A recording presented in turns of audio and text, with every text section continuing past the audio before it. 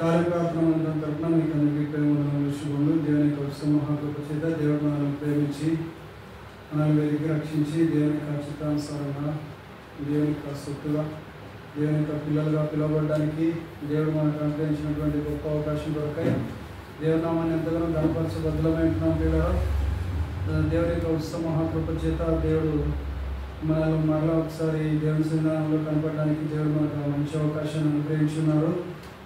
సరే, మరి ఈ వారము కార్యక్రమంలో భాగంగా సాతాను మనపై మోపిన కాడి విరగొట్టబడుట, సాతాను మనపై మోపిన కాడి విరగొట్టబడుట లేదా విరిగిపోట. సాతాను మోపిన కాడి మనపై మోపిన కాడి విరిగిపోట. సో కాబట్టి మనము ఈ యొక్క కాడిని మనమే విరగొట్టుకోవాలి. సాతాను మోపినటువంటి కాడి మనము విరగొట్టుకోవాలి. ఏ విధంగా విరగొట్టుకోవాలంటే ప్రార్థన ద్వారా మనము కాడిని విరగొట్టుకునే వాళ్ళంగా ఉండాలి. ఈ కాడిని సాతాను మోపిన కాడిని విరగొట్టే వారంగా ఉండాలి. విరిగిపోతుంది, సాధారణ కాడి విరిగిపోతుంది. సాధారణ యొక్క కాడి మనపై మోపిన కాడి విరిగిపోతుంది. దేవుని పిల్లలమైనటువంటి మనపై మరి సాధారణ మోపిన కాడి విరిగిపోతుంది. అది గుర్తుపెట్టుకోవాలి. సరే, తర్వాత ఎఫెసీయులకు రాసినటువంటి పత్రిక 2వ అధ్యాయము 2వ వచనం చూద్దాం ఒకసారి. ఎఫెసీయులకు రాసిన పత్రిక 2వ అధ్యాయము 2వ వచనం. ఎఫెసీయులకు రాసిన పత్రిక మీరు వాటిని చేయొచ్చు వాయుమండల సంబంధమైన అధిపతిని అనగా అవిధేయులైన వారిని ఇప్పుడు ప్రేరేపించు శక్తికి అధిపతిని అనుసరించి ఈ ప్రపంచ ధర్మము చొప్పున మూల భాషలో యుగము చొప్పున మునుపు నడుచుకుంటుంది. వారితో కలిసి మనమందరమును శరీరము యొక్కయు మనసు యొక్కయు కోరికలు నెరవేర్చుకొనుచు మన శరీరాశలను అనుసరించి మునుపు ప్రవర్తించుచు కడమ వారి వలె స్వభావ సిద్ధంగా దైవోగ్రతకు పాత్రులమై ఉంటుంది. కాబట్టి మనమందరం కూడా దైవోగ్రతకు పాత్రలమై ఉన్నటువంటి వారంగా ఉన్నాం. దైవోగ్రతకు ఎట్లా పాత్రలమయ్యామంటే మరి 2వ అధ్యాయం 1వ వచనం ఎఫెసీయులకు రాసిన పత్రిక 2వ అధ్యాయం 1వ వచనంలో మీ అపరాధముల చేతను పాపముల చేతను ఆయన మిమ్మును క్రీస్తుతో కూడా బ్రతికించెను. కాబట్టి ఇంకా ఏం చేస్తుంటే మనం ఏం చేస్తున్నాం, పూర్వము ఇంతకుముందు ఏం చేస్తున్నాం అంటే మీరు వాటిని చేయొచ్చు అంటే వేటిని చేయొచ్చు, పాపములను చేయొచ్చు. వాయుమండల సంబంధమైనటువంటి అధిపతిని అంటే సాతానును మరి అనగా అవిధేయులైన వారిని ఇప్పుడు ప్రేరేపించు శక్తికి అధిపతిని. అవిధేయులైన వారిని ప్రేరేపించే ఒక శక్తి ఉన్నది. ఆ శక్తికి అధిపతి సాతాను. ఆ సాతాను అనుసరించి ఈ ప్రపంచ ధర్మము చొప్పున మునుపు నడుచుకుంటారు. మునుపు ఏం చేస్తున్నారో ఈ ప్రపంచ ధర్మము చొప్పున ఆ సాతాను ప్రకారంగా సాతాను ఎట్లా నడిపిస్తే అట్లా నడుచుకుంటారు. అట్లా నడుచుకున్నటువంటి వారుగా ఉంటారు. అవిధేయులైనటువంటి వారిని ఏం చేస్తుందంట ఆ శక్తి ప్రేరేపిస్తూ ఉందంట. అవిధేయులు ఎవరికి అవిధేయులు? దేవునికి, దేవుని యొక్క వాక్యానికి అవిధేయులు అయినటువంటి దేవుని యొక్క ప్రియులకు, అవిధేయులైనటువంటి దేవుని యొక్క సేవకులకు, అవిధేయులైనటువంటి వారిని ప్రేరేపించే శక్తికి అధిపతిని అనుసరించి ఈ ప్రపంచ ధర్మము చొప్పున మునుపు నడుచుకుంటుంది. ఈ ప్రపంచ ధర్మము చొప్పున మునుపు నడుచుకుంటూ ఉన్నారు. ఇంతకుముందు అలా నడుచుకుంటూ ఉన్నారు. ఆ విధంగా మరి మనమందరం కూడా కలిసి వారితో అందరితో కూడా కలిసి శరీరం యొక్కయో మనసు యొక్కయో ఆ తర్వాత కోరికలను నెరవేర్చుకోవచ్చు. మన శరీరాశలను అనుసరించి మునుపు ప్రవర్తిస్తూ ఉన్నాం. శరీరాశలను అనుసరించి ప్రవర్తిస్తూ ఉన్నాము. కడమ వారి వలనే శుభాసిద్ధంగా దైవోగ్రతకు పాత్రులమై ఉంటుంది. కాబట్టి దైవోగ్రతకు పాత్రులమై ఉన్నాం. కడమ వారి వల్లే స్వభావ సిద్ధంగా దైవోగ్రతకు పాత్రలమైన. ఎట్లా పాత్రలమైనామంటే శరీరం ఎట్లయితే నడిపిస్తుందో అట్లా నడుచుకుంటూ, మనసు ఎట్లయితే నడిపిస్తుందో అట్లా నడుచుకుంటూ, కోరికలు ప్రకారంగా నడుచుకుంటూ, కోరికలు నెరవేర్చుకుంటూ, ఆ తర్వాత శరీరాశలను నెరవేర్చుకుంటూ, శరీరాశలను అనుసరించి ఇంతకుముందు ప్రవర్తిస్తూ ఉన్నటువంటి వారంలో మనము ఉన్నాము. అయితే కడమ వారి వలె స్వభావ సిద్ధంగా దైవకృతకు దేవుని యొక్క కృతకు పాత్రలమై ఉంటుంది. ఇదంతా కూడా దేవుడు మోపిన కాడి కాదు. ఇది ఎవరు మోపిన కాడి? సాతాను మనపై మోపిన కాడి ప్రియులారా. కాబట్టి మరి వాని ప్రకారంగా మనం నడుచుకుంటున్నాము, శరీర ప్రకారంగా మనం నడుచుకుంటున్నాము, మనసు యొక్క కోరికలను నెరవేర్చుకుంటున్నాము. ఆ విధంగా శరీరాశలను నెరవేర్చుకుంటూ మునుపు ప్రవర్తిస్తూ గడవారి వల్లే దైవకృపకు పాత్రలమై ఉన్నాం పిల్లలు. మరి తర్వాత మరి ఇక్కడ వేరొక కాడి ఒకటి ఉన్నది పిల్లలు. విలాప గ్రంథంలో, విలాప వాక్యాల గ్రంథంలో 3వ అధ్యాయము 27వ వచనంలో, విలాప వాక్యాల గ్రంథంలో దేవుడు యవన బిడ్డల పైన మోపినటువంటి కాడి మనం ఇక్కడ గమనిస్తున్నాం. విలాప వాక్యాల గ్రంథము 3వ అధ్యాయము 27వ వచనం. 3వ అధ్యాయం 27వ వచనం. 3వ అధ్యాయము విలాప వాక్యంలో 3వ అధ్యాయము 27వ వచనం. యవన కాలమున కాడి మోయుట నరునికి మేలు, అతని మీద దానిని మోపినవాడు యెహోవాయే. కాబట్టి యవన కాలమున కాడి మోయుట నరునికి మేలు, అతని మీద దానిని మోపినవాడు, ఆ కాడిని మోపినవాడు ఎవరు? యెహోవాయే. కాబట్టి ఇది ఎవరు మోపిన కాడి? ఇది దేవుడైనటువంటి, తండ్రి అయినటువంటి దేవుడైనటువంటి యెహోవా యవన బిడ్డల మీద మోపినటువంటి కాడి పిల్లలు. కాబట్టి కాడిని మోయట నరునికి మేలు. ఎప్పుడు మేలు అంటే యవన కాలంలో కాడి మోయట నరునికి మేలు. అతని మీద దానిని మోపినవాడు యెహోవాయే. అతని మీద దాన్ని మోపినవాడు యెహోవాయే.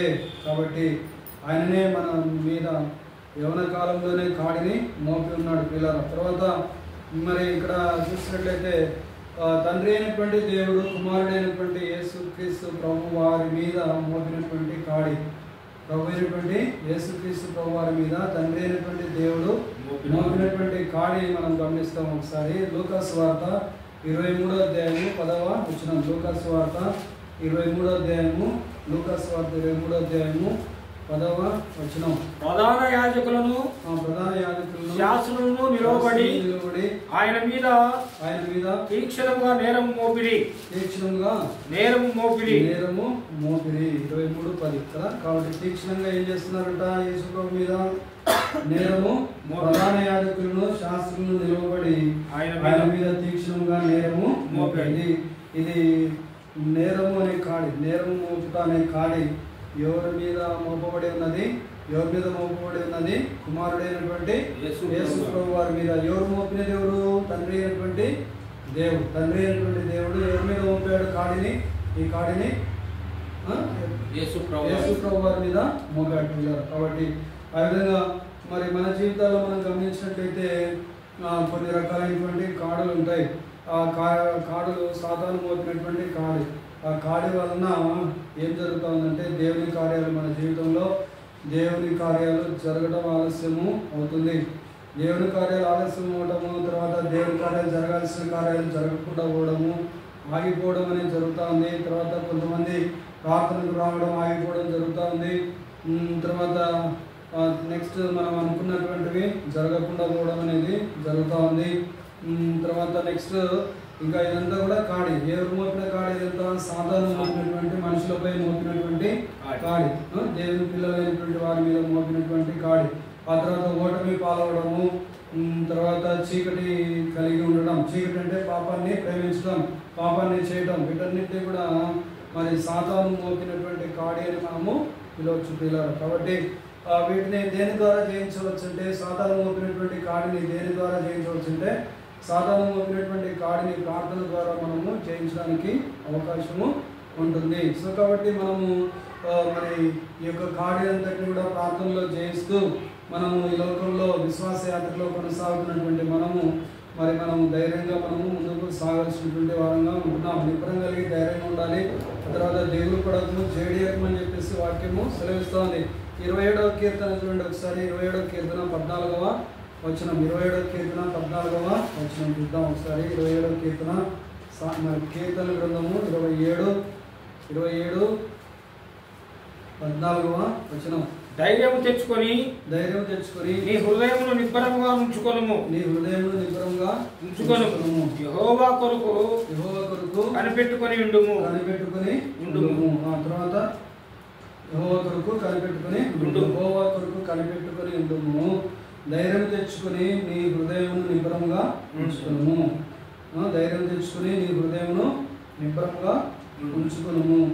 యెహోవా కొరకు కనిపెట్టుకొని ఉండుము. కాబట్టి ఇది ఎవరు మోపిన కాడి? మన మీద ఎవరు మోపిన కాడి? దేవుడు తండ్రి అయినటువంటి దేవుడు మోపినటువంటి కాడి. కాబట్టి మరి మనం ఆ కాడిని చేస్తూ దేవుని కొరకు కనిపెట్టుకునే వారంగా ఉండాలి. దేవుని కార్యాల కొరకు మనం కనిపెట్టుకుని ఉండాలి. ధైర్యం తెచ్చుకుని మనము కనిపెట్టుకునే వారంగా ఉండాలి. దేవుడు చేసే వరకు మనము కనిపెట్టుకునే వారంగా ఉండాలి. ధైర్యం తెచ్చుకుని మన హృదయాలను నిబ్బరం కలిగి ధైర్యం కలిగి జీవించే వారంగా మనము ఉండాలి. పిల్లలు నిబ్బరం కలిగి ధైర్యం కలిగి మనము జీవించే వారంగా ధైర్యం తెచ్చుకుని జీవించే వారంగా దేవుని కొరకు కనిపెట్టుకుని ఉండేవారంగా మనము ఉండుగాక. తర్వాత నెక్స్ట్ మరి దేవుడు తన ప్రియులైనటువంటి వారికి ఏం చేస్తాడంటే కీర్తన గ్రంథము 28వ అధ్యాయము 11వ వచనం 28 9 వరకు ఉంది కదా. ఆ తర్వాత యెషయా 28:11 చూద్దాం ఒకసారి. యెషయా 28:11 28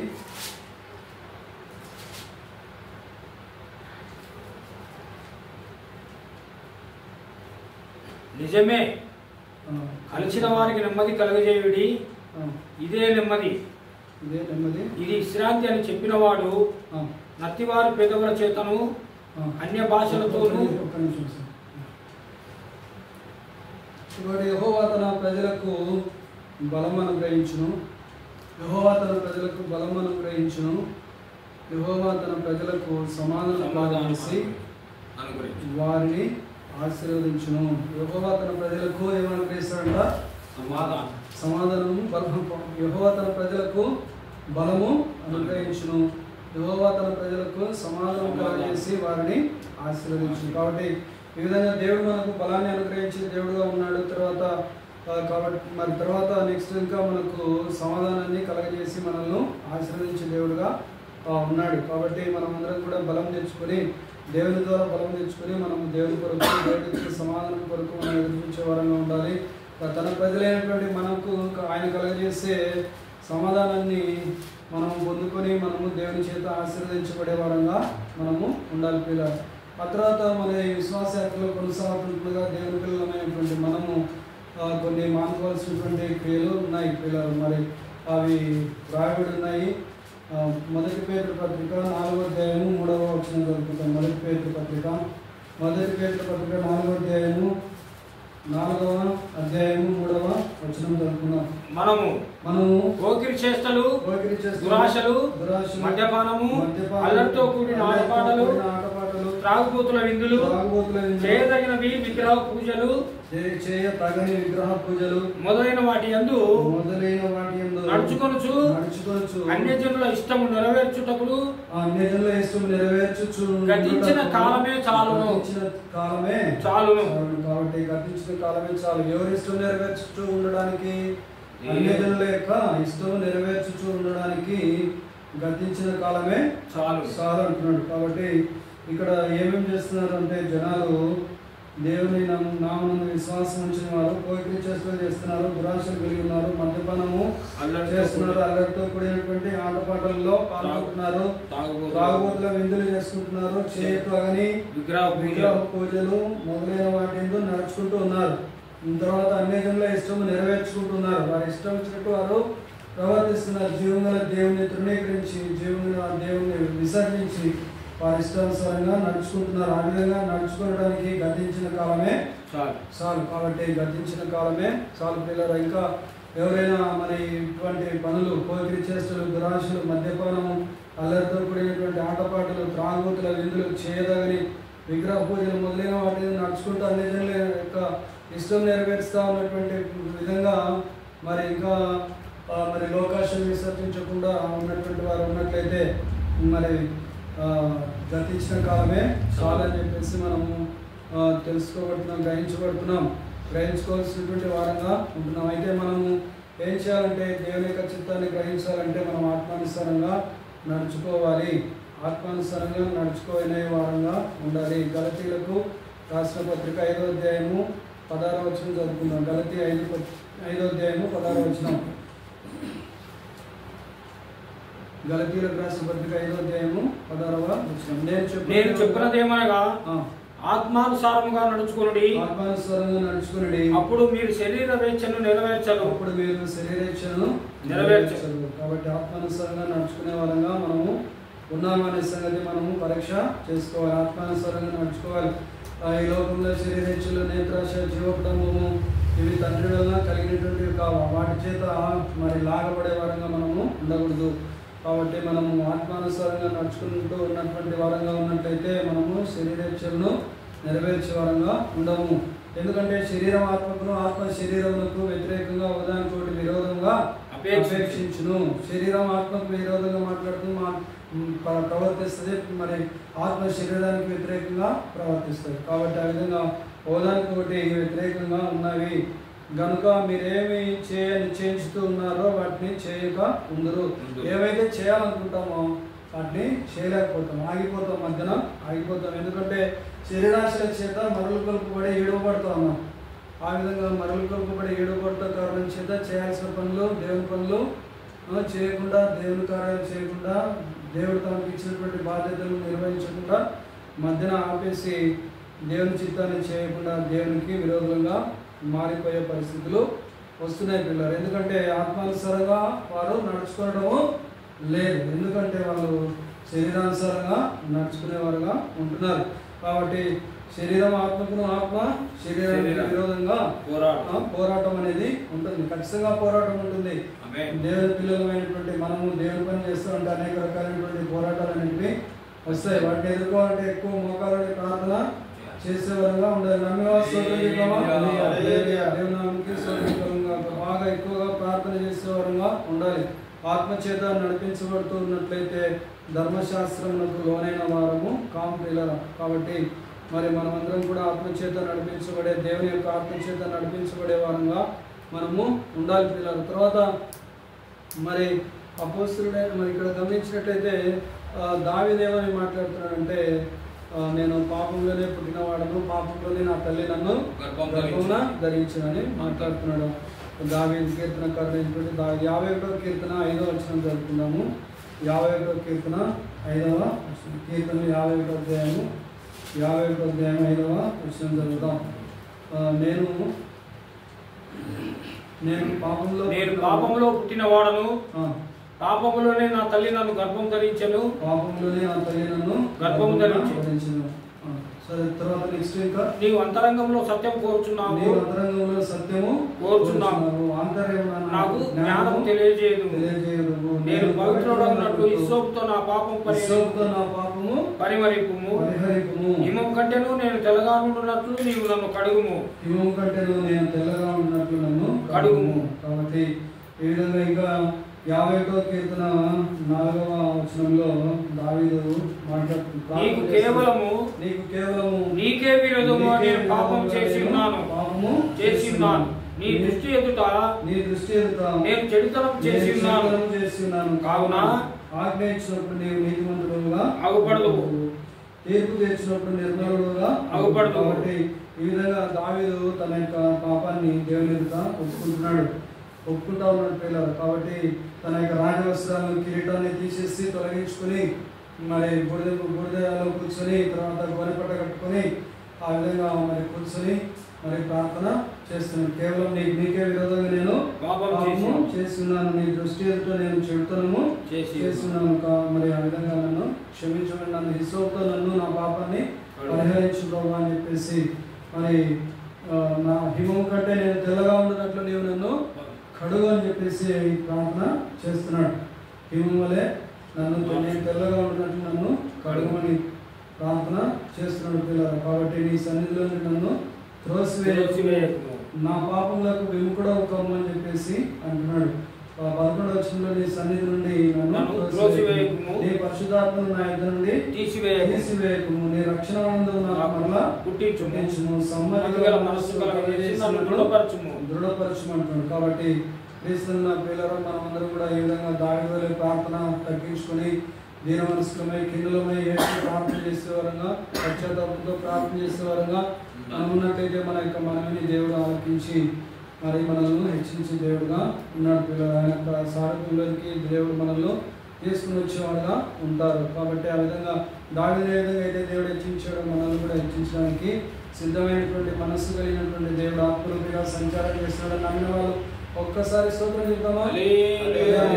తర్వాత మరి ఇక్కడ మనం గమనించినట్లయితే కొంతమంది ఎఫెసీయులకు రాసినటువంటి పత్రికలు 4:18 వచనంలో మరి అంధకారమైనటువంటి పాపంతో కూడినటువంటి మనస్సు కలిగి వారి యొక్క హృదయాలను కఠినపరుచుకున్నటువంటి వారుగా ఉంటున్నారు. వారైతే 4:18 వచనం, వారైతే అంధకారమైన మనసు గలవారై తమ హృదయ కాఠిన్యం వలన తమలో ఉన్న అజ్ఞానము చేత దేవుని వలన కలుగు జీవములో నుండి వేరుపరచబడిన వారై తమ మనసుకు కలిగిన వ్యర్థత అనుసరించి నడుచుకొనుచున్నారు. తమ మనసుకు కలిగిన వాళ్ళ ఇష్టం వచ్చినట్టు వ్యర్థతతో కూడినటువంటి మనస్సును అనుసరించి నడుచుకుంటూ ఉన్నారు. వారైతే అంధకారమైనటువంటి మనస్సు కలిగినటువంటి వారుగా ఉన్నారు.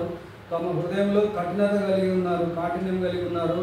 తమలో ఉన్నటువంటి అజ్ఞానం చేత దేవుని వలన కలుగు జీవంలో నుండి దేవుని వలన ఏం కలుగుతుంది? దేవుని వల్ల ఏం కలుగుతుంది? మనకు జీవం కలుగుతుంది. ఆ జీవంలో నుండి ఏం చేసుకుంటున్నారు? తమకై తాము ఏం చేసుకుంటున్నారు? వేరుపరుచుకుంటున్నారు. తమకై తాము ఏం చేసుకుంటున్నారు? దేవుని వలన కలిగే జీవంలో నుండి వేరుపరచబడినటువంటి వారుగా ఉంటున్నారు. తమ మనస్సునకు కలిగినటువంటి వ్యర్థతను అనుసరించి నడుచుకుంటూ ఉన్నారు పిల్లలు. కాబట్టి అది సాతాను మోపినటువంటి కాడి, ఆ కాడి నుంచి మనము దూరపరచబడదు కాక.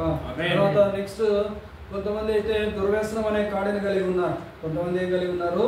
దుర్వ్యసనాలు అనే కాడిని కలిగి ఉన్నారు. కొంతమంది అయితే అపనమ్మకం అనే కాడిని కలిగి ఉన్నారు. కొంతమంది అయితే భయం అనే కాడిని కలిగి ఉన్నారు. కొంతమంది అయితే పేదరికం అనే కాడిని కలిగి ఉన్నారు. కొంతమంది అయితే తరతరాల నుంచి వచ్చే శాపం అనే కాడిని కలిగి ఉన్నారు. కొంతమంది అయితే గర్వం అనే కాడిని కలిగి ఉన్నారు. కొంతమంది అయితే కోపం అనే కాడిని కలిగి ఉన్నారు. ఆ తర్వాత కొంతమంది అయితే సంబంధములను నియంత్రించే కాడిని కొంతమంది కలిగి ఉన్నారు. ఇవన్నీ కూడా ఎవరి కాడంటే అపవాది మోపినటువంటి కాడి, మానవులపై అపవాది మోపినటువంటి కాడి. ఈ కాడి అంతా కూడా క్రీస్తు రక్తం చేత కడగొట్టడం ద్వారా ఈ కాడి అంతా కూడా విరగొట్టబడుతుంది పిల్లల. తర్వాత దేవుని యొక్క అభిషేకం అనేది దేవుని యొక్క కాడిని విరగొడుతుంది. దేవుని అభిషేకము దేవుని యొక్క కాడిని విరగొడుతుంది పిల్లల. దేవుని అభిషేకము దేవుని కాడిని విరగొడుతుంది. తర్వాత క్రీస్తు కాడి చూడండి ఒకసారి. క్రీస్తు కాడి మరి యేసు ప్రభు యొక్క కాడి అనేది మనకు ఏం చేస్తుంది? యేసు ప్రభు యొక్క కాడి మనకు శక్తిని ఇస్తుంది. యేసు ప్రభు యొక్క కాడి మనకి ఏమిస్తుంది? శక్తిని ఇస్తుంది. దాంతో మనము ఒంటరిగా చేయగలిగినటువంటి పనులన్నిటికంటే ఎక్కువగా మనము చేయగలగడానికి అవకాశము, ఒంటరిగానే ఎక్కువ పనులు చేయడానికి అవకాశము దేవుడు తన యొక్క శక్తి ద్వారా మనల్ని నడిపిస్తాడు.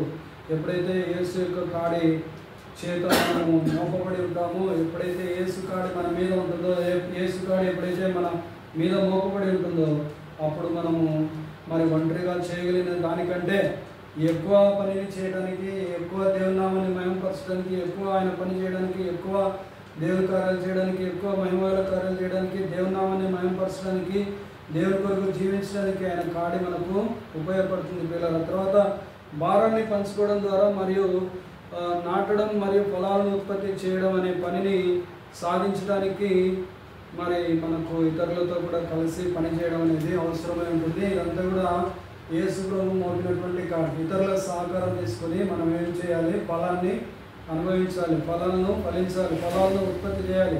ఫలాలను ఉత్పత్తి చేయాలంటే మొట్టమొదటి ఏం చేయాలి? నాటాలి. ఏం నాటాలి? విత్తనం నాటాలి. విత్తనం అంటే ఏంటి? దేవుని యొక్క వాక్యం. వాక్యాన్ని నాటాలి. వాక్యము మరి హృదయమనే మరి నేల మీద నాటబడుతుంది. హృదయమనే నేల మీద నాటబడినప్పుడు ఆ యొక్క మరి విత్తనం అనేది మొలకెత్తుతుంది. మొలకెత్తి ఆ విధంగా మొలకెత్తిన తర్వాత ఫలాలను అందిస్తుంది. ఆ విధంగా ఆ ఫలాలను ఏమంటారంటే ఆత్మఫలాలని పిలుస్తాం మనం. ఆ యొక్క ఆత్మఫలాలను ఉత్పత్తి చేయడం అనేది సాధ్యమవుతుంది.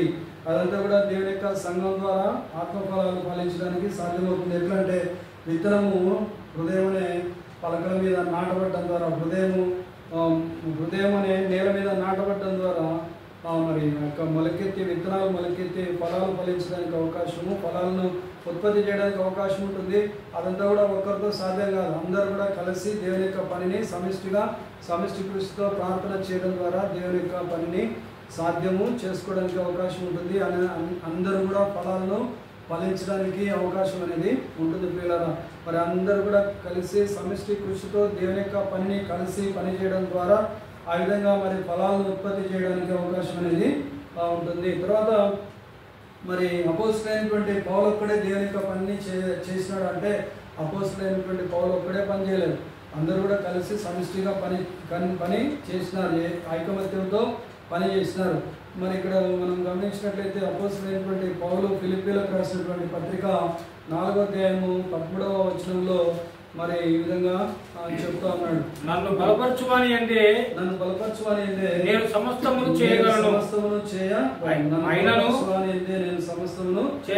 ఆయనను నా శ్రమలో మీరు పాలు పుచ్చుకొనినది మంచి పని. ఆ మంచి పని చెడు పని ఇది మంచి పని. ఏది మంచి పని? పాలు పుచ్చుకొని ఎగ్గొట్టడమా లేకుంటే పాలు పుచ్చుకోవడమా? పాలు పంచుకోవడము మంచి పని. దేవుని పనిలో పాలు పంచుకోవడము మంచి పని. ఆయనను నా శ్రమలో మీరు పాలు పుచ్చుకున్నది మంచి పని.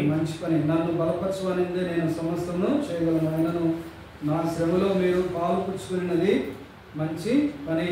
కాబట్టి ఫిలిప్పీయులారా, సువార్తను నేను బోధింప ఆరంభించి మాసిదోనియాలో నుండి వచ్చినప్పుడు ఇచ్చు విషయంలోను పుచ్చుకోని విషయంలోను మీరు తప్ప మరి ఏ సంఘపు వారును నాతో మీకే తెలియను.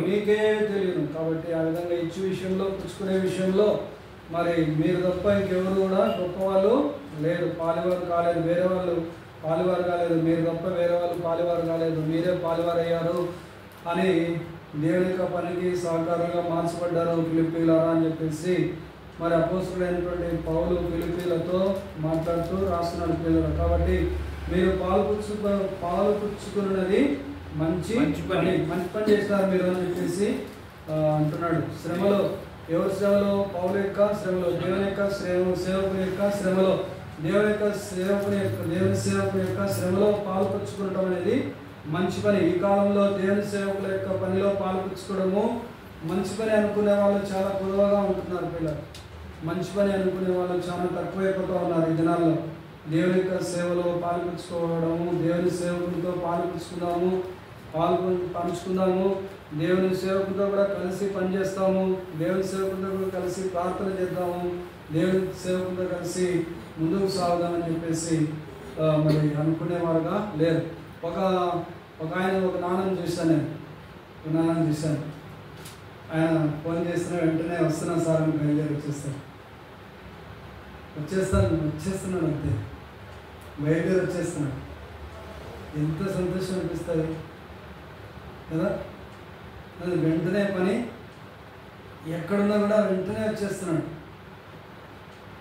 ఎంత సంతోషం అనిపిస్తుంది. Feeling very very very very happy కదా. ఎంత సంతోషం అనిపిస్తుంది. వెంటనే వస్తుంది, వెంటనే పిలిచిన వెంటనే వచ్చేస్తున్నారు అంటున్నారు. ఆయన బట్టి దేవుని నామానికి స్తోత్రం కలుగును. హల్లెలూయా. ఆయనకు దేవుడు ఖచ్చితమైనటువంటి బహుమానాన్ని దయచేయను గాక. సరే, తర్వాత మరి ఆ విధంగా నన్ను బలపరచు క్రీస్తు ద్వారా నేను సమస్తమును చేయగలను.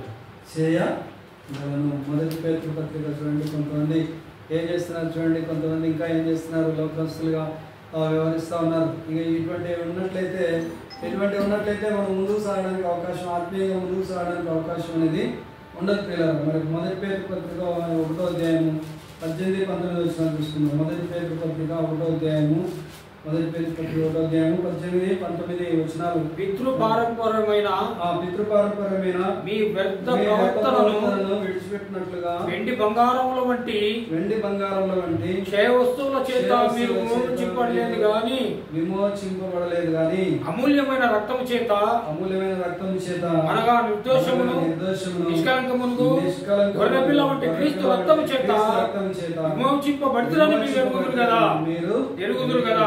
కాబట్టి మనము దేని చేత విమోచింపబడ్డాము? అమూల్యమైన రక్తము చేత అనగా నిర్దోషమైనది నిష్కలంకమైనది గొర్రెపిల్ల వంటి క్రీస్తు రక్తము చేత విమోచింపబడుతురని మీరు ఎరగరా. కాబట్టి ఇంకా ఇక్కడ పైన చూస్తే మనం ఎలాగున్నామంటే పితృపారంపర్యమైనటువంటి వ్యర్థ ప్రవర్తన విడిచిపెట్టకుండా ఉన్నటువంటి పరిస్థితుల్లో ఉన్నామా అనేది మనము పరీక్ష చేసుకోవాలి. పితృపారంపర్యంగా వచ్చే ఆచారాలు, పితృపారంపర్యంగా వచ్చే వ్యవహారాలు, పితృపారంపర్యంగా వచ్చే పండుగలు, పితృపారంపర్యంగా వచ్చే భజనలు, పితృపారంపర్యంగా ఒక వీడియోలో చూస్తే అంతా దేవుని యొక్క మందిరావరణంలో సగం సగం డ్రెస్సులు వేసుకొని భజనలు చేస్తాను. ఎంత అవమానకరం, దేవుని నామానికి అవమానకరం. చాలా బాధ అయిపోయింది. పంచలు కట్టుకొని భజనలు చేస్తున్నారు దేవుని మందిరావరణం. చూసినారా? ఈ మధ్య క్రైస్తవులు ఏం చేస్తున్నారంటే పెద్ద పెద్ద ఆడవాళ్ళు కూడా, పెద్ద వయసు ఆడవాళ్ళు కూడా క్రిస్మస్ సందర్భంలో డ్యాన్సులు వేయడము మొదలుపెట్టినారు. డ్యాన్సులు వేస్తూ ఉన్నారు. చెలుగుడే డ్యాన్సులు వేస్తున్నారు, డ్యాన్సులు వేస్తున్నారు. వయసు నిమిత్తం లేకుండా డ్యాన్సులు వేస్తున్నారు. ఇవన్నీ ఏంటివి? పితృపారంపర్యంగా వచ్చినటువంటి పూర్వకాలం నుంచి వచ్చినటువంటి వ్యర్థమైన ప్రవర్తన. ఏం చేయాలి? వాటిని ఉంచుకోవాలా వదిలిపెట్టాలా? ఉంచుకోవాలా వదిలిపెట్టాలా? ఉంచుకునే సంఘంలో ఉండాలా, వదిలిపెట్టే సంఘంలో ఉండాలా? ఎక్కడ ఉండాలా? ఎక్కడ ఉండాలి మనము? చెప్పండి, ఎక్కడ ఉండాలి మనము? సంఘంలో కావాలి కదా, కావాలా కాదు? కాబట్టి మరి దేవుడు చెప్పమన్నాడు, నేను చెప్తున్నా. కాబట్టి పితృపారంపర్యమైనటువంటి మీ వ్యర్థ ప్రవర్తనను విడిచిపెట్టినట్లుగా వెండి బంగారముల వంటి క్షయవస్తువుల చేత మీరు విమోచింపబడలేదు. మీరు విమోచింపబడలేదు కానీ అమూల్యమైన రక్తము చేత, అనగా నిర్దోషము నిష్కలంకమునకు గొర్రెపిల్ల రక్తము చేత విమోచింపబడతారని మీరు అడుగుతారు. కాబట్టి అటువంటివన్నీ వాటన్నిటి వల్ల మనం విమోచించబడతామా? విమోచించబడతామా? విమోచన జరుగుతుందా? వెండి బంగారంలో ఉంటే క్షయ వస్తువులు ధరించుకోవడం ద్వారా వాటిని మోయడం ద్వారా మనకు విమోచన, పాప విమోచన కలుగుతుందా? కలగదు. మరి కలగకపోతే మనం ఎందుకు ధరించుకుంటున్నాము? చూపుడు కోసం ధరించుకుంటున్నామా? నాకున్నాయని చెప్పుకోవడానికి ధరించుకుంటున్నామా? లేకుంటే స్టేటస్ సింబల్గా ధరించుకుంటున్నామా? లేకుంటే ఇంకా వేరే వేరే ఏమన్నా అర్థాలతో ధరించుకుంటున్నామా? మనము పరీక్ష చేసుకోవాలి కదా. సో కాబట్టి వెండి బంగారంలో వంటి క్షయ వస్తువులు, ఈ వస్తువులు ఏ వస్తువులు? ఇవి వెండితో తయారైనటువంటి వస్తువులు మరియు బంగారుతో తయారైనటువంటి వస్తువులు. ఎక్కడున్నాయి అవి? ఎక్కడున్నాయి? మన యొక్క శరీరాల మీద ఉంటున్నాయి. శరీరాల మీద ఉంటున్నాయి. కాబట్టి వాటి చేత మనము విమోచించబడ్డామా? విమోచించబడలేదు. కాబట్టి వాటిని ధరించాల్సిన అవసరము లేదు. వాటి వల్ల మనకు గౌరవం రాదు. వాటి వల్ల మనకు గౌరవం వచ్చేది దేవుని యొక్క అభిషేకాన్ని పొందుకోవడం ద్వారా గౌరవం వస్తుంది. దేవుని యొక్క అభిషేకం ఎట్లా పొందుకుంటాం మనము? దేవుని అభిషేకం ఎట్లా పొందుకుంటాము? మనము మోకరించి ప్రార్థన చేయడం ద్వారా దేవుని యొక్క అభిషేకాన్ని మనము పొందుకుంటాం. మనం దేవుని యొక్క సన్నిధానంలో మోకరించి ప్రార్థన చేయడం ద్వారా దేవుని యొక్క సారూప్యంలోనికి మార్చబడతాం. దేవుని సన్నిధానంలో మోకరించి ప్రార్థన చేయడం ద్వారా ఈ యొక్క పితృపారంపర్యమైనటువంటి వ్యర్థ ప్రవర్తనలన్నీ కూడా మనలో విడిచిపెట్టి పారిపోతాయి. కొంతమంది ప్రార్థన చేసుకోవడానికి ఊరికి పోయినప్పుడు, దేవుని సేవకు పోయినప్పుడు కొంతమంది బయటనే నిలబడి ప్రార్థన చేయమని చెప్తుంటారు. ఎందుకంటే లోపల పితృపారంపర్యమైనటువంటి ఏముంటాయి? వ్యర్థమైనటువంటి వస్తువులు ఉంటాయి, వ్యర్థమైనటువంటి ప్రవర్తనలు ఉంటాయి, వ్యర్థమైనటువంటి విషయాలు ఉంటాయి, ఆచారాలు ఉంటాయి, వ్యవహారాలు ఉంటాయి.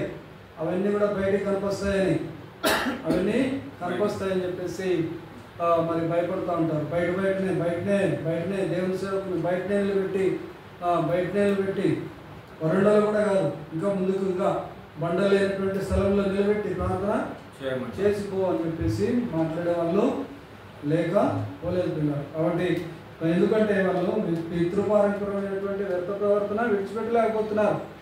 ఇంకా అన్నిలాగానే జీవించాలని ఆశ కలిగి జీవిస్తున్నారు.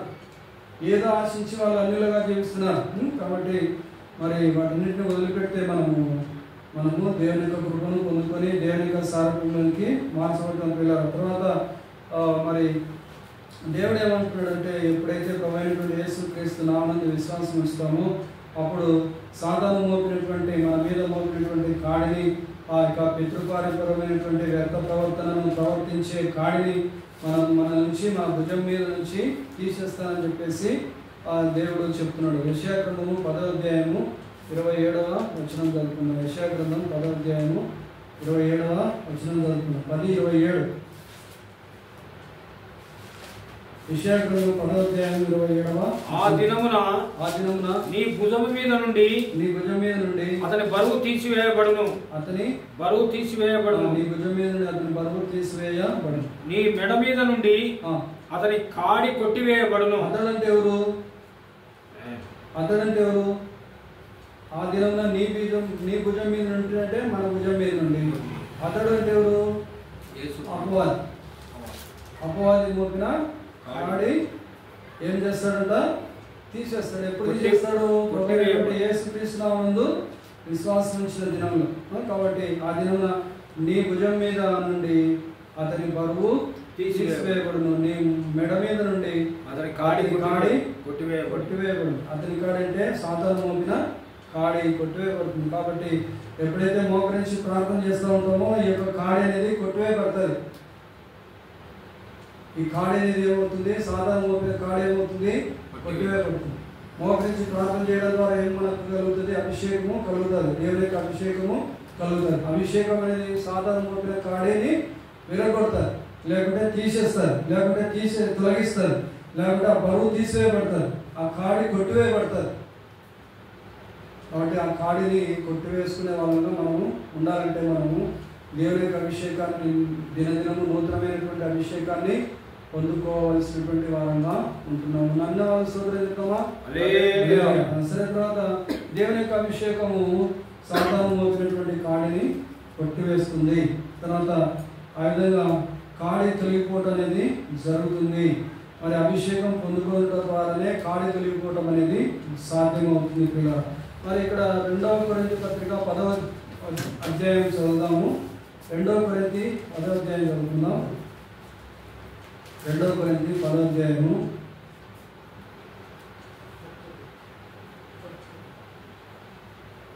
2వ కొరింథీ 10వ అధ్యాయం. ఇక్కడ 10వ అధ్యాయం 4వ వచనం చదువుతారా?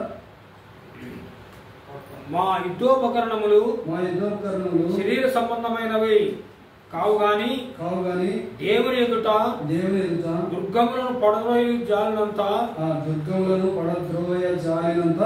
బలము కలవై ఉన్నవి. ఎటువంటి బలము? దుర్గములను కూడా పడద్రోయ జాలినంత బలము కలవై ఉన్నవి. కాబట్టి మా యుద్ధోపకరణలు అలా ఉన్నాయని చెప్పేసి అపోస్తలుడైనటువంటి పౌలు చెప్తున్నాడు. మా యుద్ధోపకరణములు శరీర సంబంధమే కాదు, ఖడ్గము కత్తితో జయించేది కాదు. ఖడ్గము కత్తితో మనం దుర్గాలు పడగొట్టలేము. కానీ దేవుని యొక్క ఆత్మశక్తిని పొందుకోవడం ద్వారా, దేవుని యొక్క అభిషేకాన్ని పొందుకోవడం ద్వారా ఆ యొక్క అపవాది యొక్క దుర్గాలను మనము పడగొట్టడానికి అవకాశము ఉంటుంది. దేని ద్వారా? మా యుద్ధోపకరణముల ద్వారా. మన యొక్క యుద్ధోపకరణముల ద్వారా.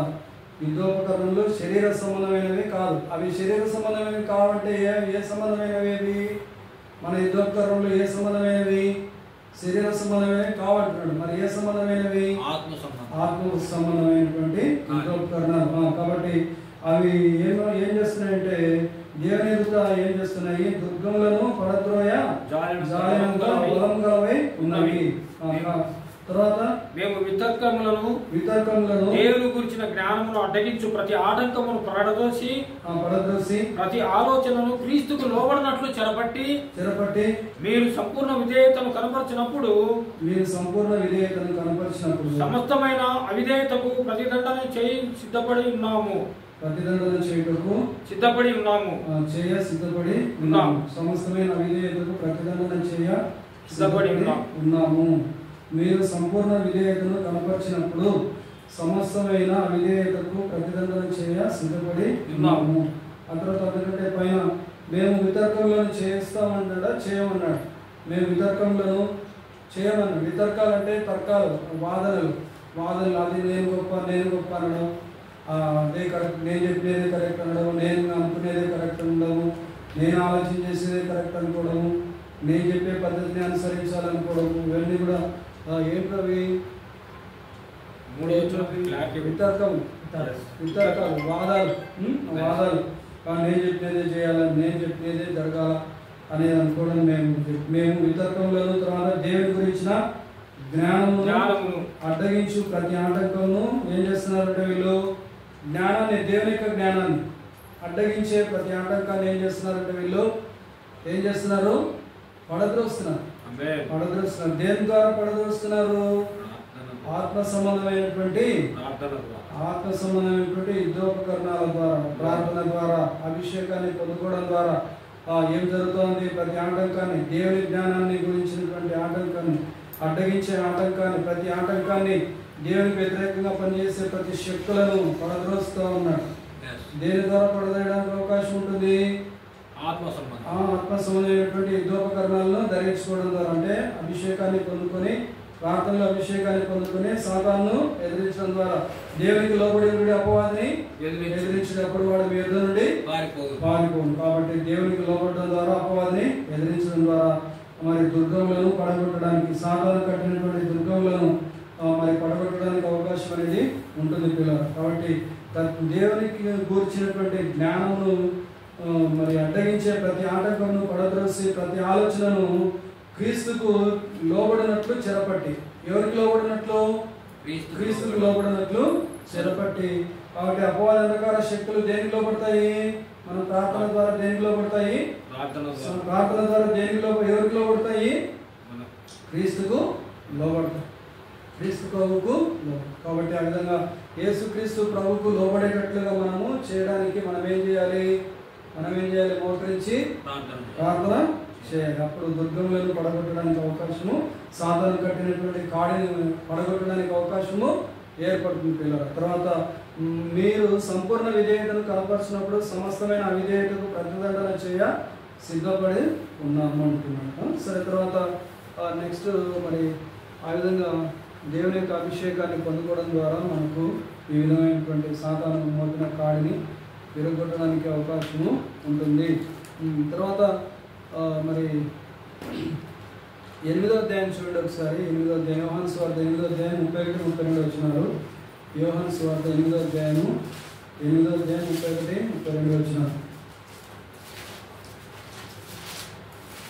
కాబట్టి యేసు తనను నమ్మిన యూదులతో మీరు నా వాక్యమును నిలిచిన వారైతే నిజముగా నాకు శిష్యులై ఉండి సత్యమును గ్రహించెదరు. అప్పుడు సత్యము మిమ్మల్ని స్వతంత్రులుగా చేయమని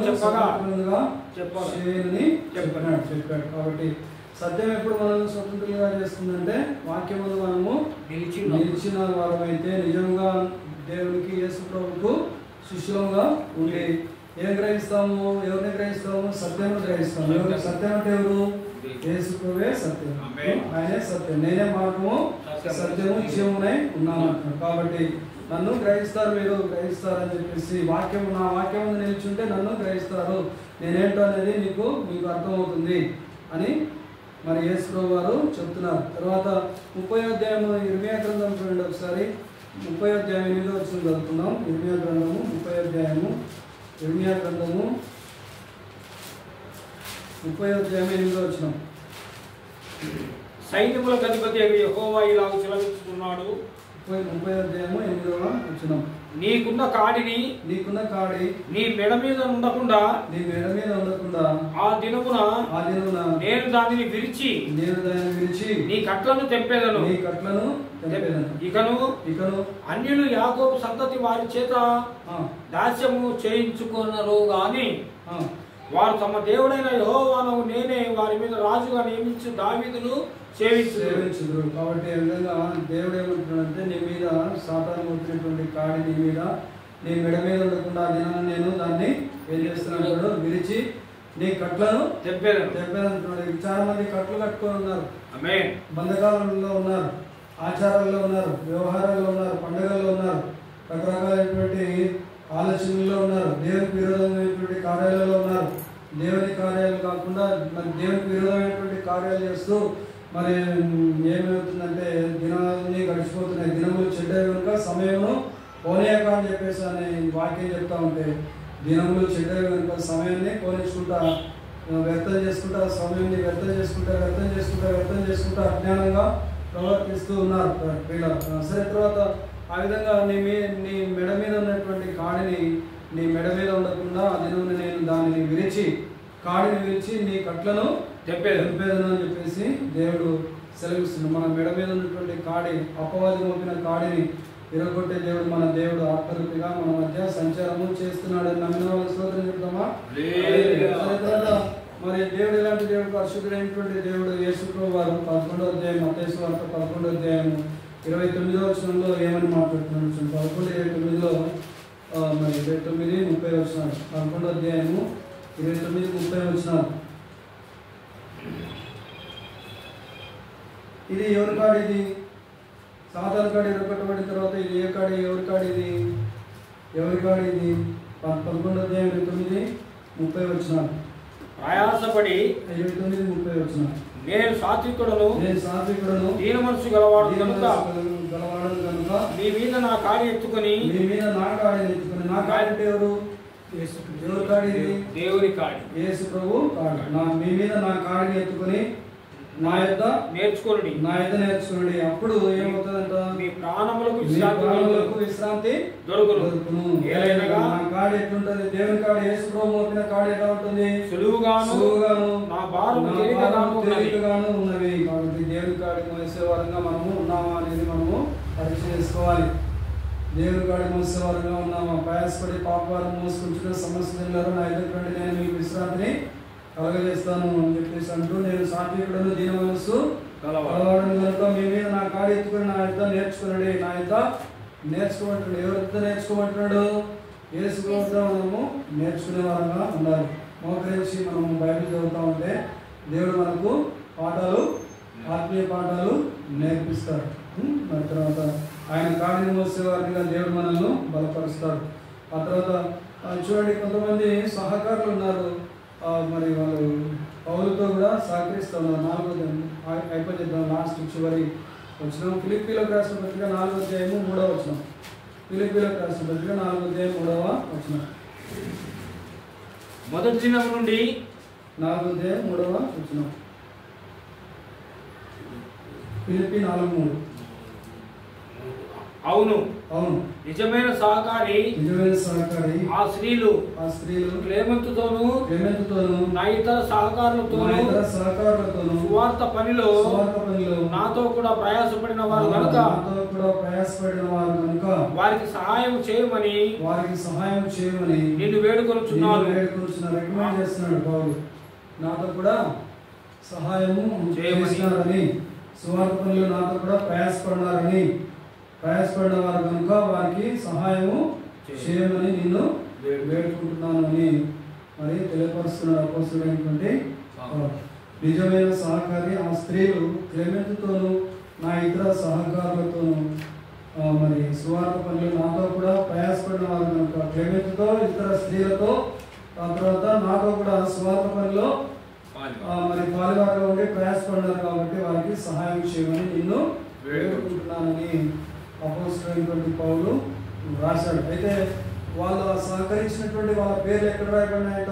జీవగ్రంథంలో రాయబడి ఉన్నవి. ఆ సహకారుల పేర్లు జీవగ్రంథం ముందు రాయబడి ఉన్నాయి. కాబట్టి మనం సహకరించిన వారైతే, మనం సహకరించే వారంగా దేవుని యొక్క సువార్త పనిలో సహకరించి ప్రార్థన చేసే వారంగా మనం ఉన్నట్లయితే, దేవుని యొక్క సేవకుల కోసం ప్రార్థన చేసే వారంగా మనం ఉన్నట్లయితే మన పేర్లు ఎక్కడ రాయబడతాయి?